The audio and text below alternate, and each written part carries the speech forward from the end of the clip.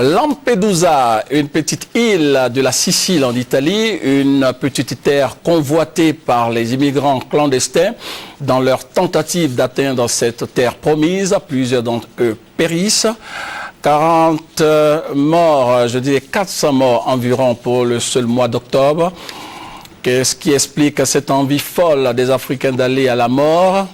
Qu'est-ce qui a été fait par les pays de départ pour les retenir? Qu'en pensent les autorités ivoiriennes, en particulier le ministère chargé des Ivoiriens de l'étranger? La réponse dans ce dossier de la rédaction proposé par Hamza Diaby.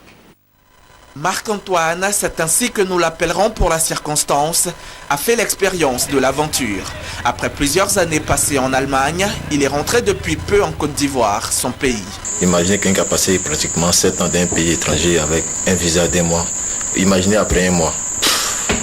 C'est pas du jeu. Je pensais même pas être un jeu humilié jusqu'à ce point-là. Mais c'est l'aventure, j'ai essayé. Et si c'est à reprendre vraiment, me voir mal en train de reprendre. Des mots qui devraient servir de leçon.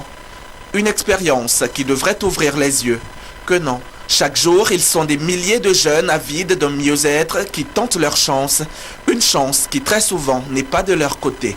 Récemment encore, le monde entier a été témoin du film de l'horreur de Lampedusa, l'île cimetière pour de nombreux migrants africains. Pour le seul mois d'octobre cette année, environ 400 d'entre eux y ont perdu la vie. Un drame qui choque toute l'Europe. C'est incroyable, c'est insupportable. Les réseaux de trafic humain attirent ces jeunes Africains avec de fausses promesses. Ils prennent tout leur argent et les abandonnent sur des bateaux de fortune. Cela ne peut plus continuer.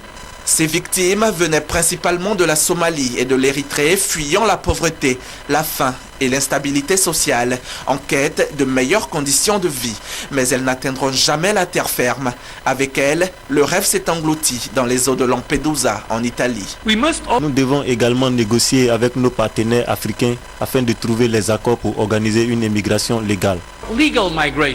Lampedusa, justement, ou le monde idéal. Cette petite île de 6000 habitants en plein milieu de la Méditerranée reste pour ces migrants clandestins la première porte de l'Union européenne.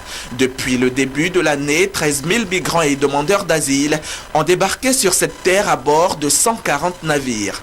Un voyage vers la terre promise qui n'est pas toujours sans risque. Et pourtant, ce rêve, une fois nourri, il ne pourrait en rien être altéré. Nous savons que c'est dangereux et même très dangereux.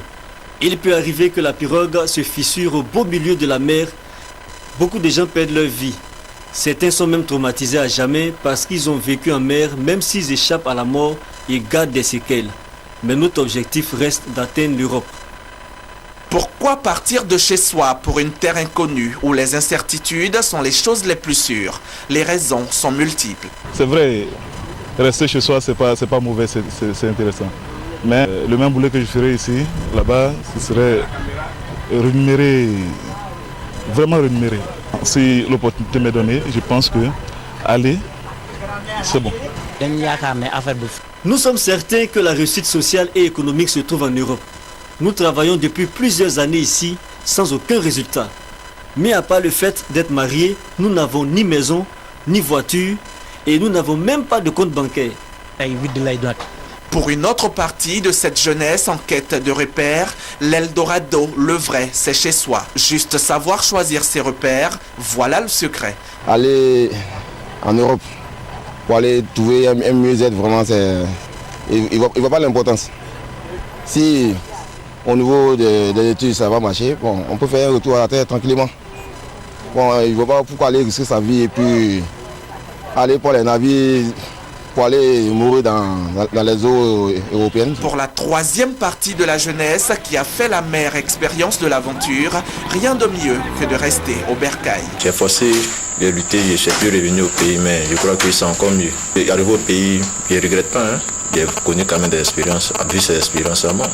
J'ai pu m'introduire dans certains domaines d'activité, dans certains secteurs d'activité. Bon, ça marche, ça marche. Je suis revenu, je suis relax, je ne regrette rien. Face à l'ampleur du phénomène, l'Union européenne ne veut pas rester les bras croisés. Elle se propose, entre autres, de relancer le dialogue entre les pays de départ et de transit des migrants et de renforcer les moyens du Bureau européen d'appui en matière d'asile. Quelles sont les mesures prises par la Côte d'Ivoire contre ces départs volontaires?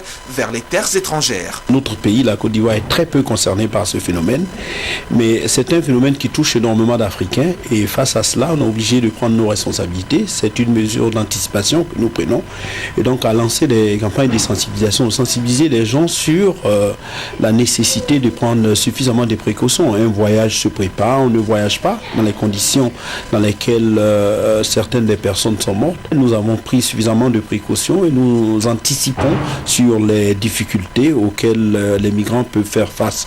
Et dans les semaines à venir, nous avons aussi des rencontres avec l'Office international pour la migration pour justement échanger sur ces questions qui sont essentielles. Guerre, oppression, implosion du taux de chômage, obscurcissement de l'horizon, manque de perspective, des raisons qui poussent une partie de la jeunesse africaine à aller voir ailleurs, à la recherche de quiétude et d'avenir plus sûr. Les jeunes prennent le risque d'aller à la rencontre de l'inconnu, convaincus que peu importe l'issue, elle ne sera jamais pire que la réalité à laquelle ils tournent le dos. Un cycle perpétuel qui continuera d'exister tant que durera la misère, tant que les dirigeants n'auront pas compris qu'il leur faut mettre en place des politiques pour mettre fin à cette fuite de cerveau et de mains habiles.